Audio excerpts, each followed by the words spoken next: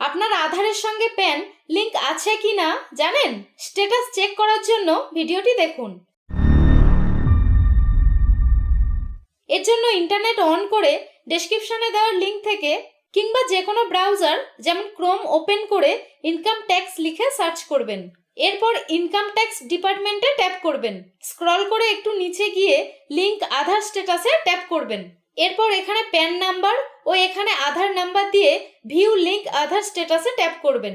যদি আধারের সঙ্গে প্যান লিংক করা থাকে তাহলে প্যান অলরেডি লিঙ্কড উইথ আধার লেখা আসবে, আর যদি লিংক না থাকে তাহলে নট লিঙ্কড, এবং যদি প্যান ইনঅ্যাক্টিভ হয়ে গিয়ে থাকে তাহলে প্যান ইজ ইনঅপারেটিভ শো করবে।